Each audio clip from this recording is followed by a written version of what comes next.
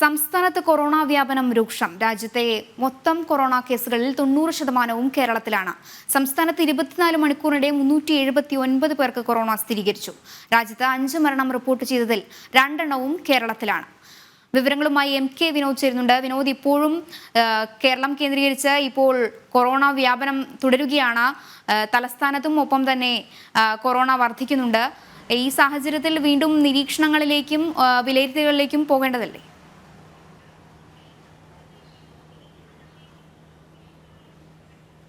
തീർച്ചയായും മഞ്ജുഷ, കൂടുതൽ നിയന്ത്രണങ്ങളിലേക്ക് പോകാനുള്ള സാഹചര്യം തന്നെ ഉടലെടുക്കുകയാണ്. എന്തായാലും രാജ്യവ്യാപകമായി കൊറോണയുടെ കേസുകൾ വർദ്ധിക്കുമ്പോൾ അതിൽ 90% കേരളത്തിലാണ് എന്നുള്ളത് വളരെ ആശങ്കാജനകമാണ്. രാജ്യത്ത് 797 പേർക്ക് കൊറോണ സ്ഥിരീകരിച്ചപ്പോൾ അതിൽ 379 പേരും കേരളത്തിലാണ് എന്നുള്ളതാണ്. 5 ദിവസത്തിനിടെ 100 പേർക്ക് കൂടിയാണ് അധികമായി കൊറോണ ബാധിച്ചിട്ടുള്ളത്. ഇവരെ കൃത്യമായി നിരീക്ഷണത്തിലും കൃത്യമായ ചികിത്സയും ഒക്കെ തന്നെ കേരളത്തിൽ ഉറപ്പാക്കുന്നുണ്ട് എന്നാണ് കേരളത്തിലെ ആരോഗ്യവകുപ്പ് കേന്ദ്ര ആരോഗ്യ മന്ത്രാലയത്തെ അറിയിച്ചിട്ടുള്ളത്. ഒമിക്രോൺ ജെ എന്ന് പറയുന്ന പുതിയ ഒരു വകഭേദമാണ് ഈ കോവിഡിൽ പ്രധാനമായും കാണപ്പെടുന്നത്. ഇത് തടയാൻ ആവശ്യമായ നടപടികൾ സ്വീകരിക്കേണ്ടതുണ്ട്. നമുക്കറിയാം, ഇപ്പോൾ ക്രിസ്മസ് ആഘോഷം കഴിഞ്ഞിരിക്കുന്നു. ഇനിയും ഇവിടെ ന്യൂ ഇയർ പുതുവത്സര ആഘോഷങ്ങൾ നടക്കുന്നുണ്ട്. ഇതിനൊക്കെ തന്നെ കൂടുതൽ ആളുകൾ പങ്കെടുക്കുന്ന ആഘോഷങ്ങൾ ആണ് എല്ലാ ജില്ലകളിലും നടക്കുന്നത്. അതുകൊണ്ട് ഇതിലുള്ള ആശങ്ക വളരെ കൂടുതലാണ്. പക്ഷേ ഈ 5 പേർ മരണപ്പെട്ടതിൽ 2 പേരും കേരളത്തിൽ നിന്നാണ് എന്നുള്ളതും നമ്മൾ മനസ്സിലാക്കണം. എന്തായാലും രാജ്യത്ത് കോവിഡിൻ്റെ അടുത്ത ഘട്ടം വരുമ്പോൾ അതിൽ കൂടുതലും, പ്രത്യേകിച്ച് 90% കേരളത്തിലാണ് എന്നുള്ളത് വളരെ ആശങ്കാജനകമായ കാര്യം തന്നെയാണ് മഞ്ജുഷ. വിനോദ് സൂചിപ്പിച്ചതുപോലെ തന്നെയാണ് ഇപ്പോൾ ന്യൂ ഇയർ ആഘോഷങ്ങളിലേക്ക് കടക്കുകയാണ് രാജ്യമടക്കം, ഒപ്പം തന്നെ കേരളത്തിലും ആഘോഷങ്ങൾ തന്നെയാണ്. ഈ സാഹചര്യത്തിൽ ഒരു സംസ്ഥാനത്ത് തന്നെ ഒരു മാർഗനിർദ്ദേശങ്ങൾ പുറപ്പെടുവിക്കാനുള്ള സാധ്യത കാണുന്നുണ്ട്.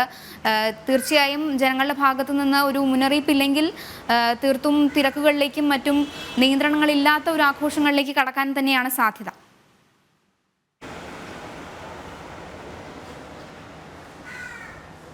തീർച്ചയായും അത്തരത്തിലേക്ക് പോകേണ്ടി വരും. കാരണം കോവിഡിൻ്റെ അടുത്ത ഘട്ടത്തിലേക്ക് കടക്കുമ്പോൾ കേന്ദ്രം തന്നെ പ്രത്യേക നിർദ്ദേശങ്ങൾ സംസ്ഥാനത്തിന് നൽകി കഴിഞ്ഞു എന്നുള്ളതാണ്. അതായത് ആശുപത്രികൾ ഇതിനുവേണ്ടി പ്രത്യേക കിടക്കകൾ, പ്രത്യേക ഐസൊലേഷൻ വാർഡുകൾ, സംവിധാനങ്ങളെല്ലാം ഏർപ്പെടുത്തണം. പ്രത്യേക ഡോക്ടർമാർ, നഴ്സുമാർ ഒക്കെ തന്നെ അവർക്ക് വേണ്ടിയിട്ടുള്ള ചികിത്സാ സൗകര്യങ്ങൾ ഒരുക്കാൻ നമ്മുടെ ആരോഗ്യ കേന്ദ്രങ്ങളിൽ പ്രത്യേക സംവിധാനം വേണം എന്നുള്ള കർശന നിർദ്ദേശം കേന്ദ്ര ആരോഗ്യ മന്ത്രാലയം നൽകി കഴിഞ്ഞു. അതിൻ്റെതായ ഒരു മുന്നൊരുക്കം സംസ്ഥാനവും നടത്തുന്നുണ്ട്. പക്ഷേ ഏത് തരത്തിലാണ് നിയന്ത്രണം വേണ്ടത്, അല്ലെങ്കിൽ കൂടുതൽ നേരത്തെ കോവിഡ് ഉണ്ടായപ്പോൾ ഉണ്ടായിരുന്ന കടുത്ത നിയന്ത്രണങ്ങൾ പോലെ ഒരു വലിയ നിയന്ത്രണങ്ങളിലേക്ക് കടക്കേണ്ട സാഹചര്യമില്ല. പക്ഷേ നമ്മൾ കൂടുതൽ ജാഗ്രത പാലിക്കണം.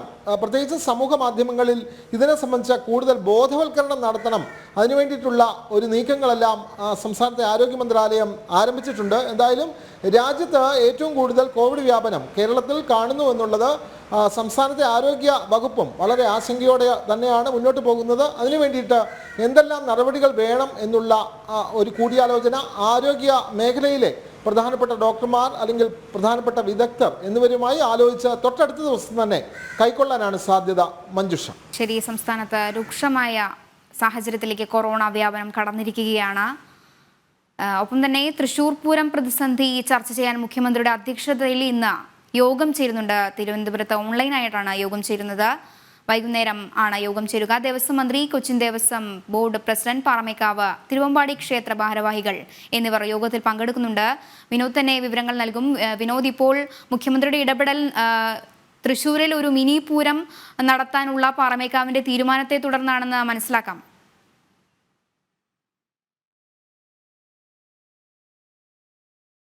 തീർച്ചയായും അതുകൊണ്ട് തന്നെയാണ് മുഖ്യമന്ത്രി വളരെ പെട്ടെന്ന് ഇത്തരത്തിലൊരു ഓൺലൈൻ യോഗത്തിലേക്ക് പോകുന്നത്. നമുക്കറിയാം, ഇത്രയും പ്രത്യേകിച്ചും അവിടെ തറവാടക തൃശ്ശൂർ പൂരം നടത്തുന്ന അവിടെ പൂരം നടത്തുന്നതിന് കൊച്ചിൻ ദേവസ്വം ബോർഡിന് ലക്ഷക്കണക്കിന് രൂപയുടെ തറവാടക നൽകണം, പൂരം സംഘാടകർ നൽകണം എന്നുള്ള കൊച്ചിൻ ദേവസ്വം ബോർഡിൻ്റെ തീരുമാനത്തിനെതിരെയാണ് പാറമേക്കാവ് തിരുവമ്പാടി വിഭാഗങ്ങൾ ഇത്തവണത്തെ പൂരം ഞങ്ങൾ ചടങ്ങുകളിൽ മാത്രമായി ഒതുക്കും, വിപുലമായ പൂരമില്ല തുടങ്ങിയ കാര്യങ്ങളെല്ലാം അവർ അറിയിച്ചിരുന്നു. പക്ഷേ നാളിതുവരെയായി ഇടതുപക്ഷത്തിൻ്റെ നേതൃത്വത്തിലുള്ള കൊച്ചിൻ ദേവസ്വം ബോർഡ്, അതേപോലെ തന്നെ ദേവസ്വം മന്ത്രി ഒക്കെ തന്നെ ഇക്കാര്യത്തിൽ ഒക്കെ ചർച്ചകൾ നടത്തിയെങ്കിലും ഒരു തീരുമാനവുമായിരുന്നില്ല.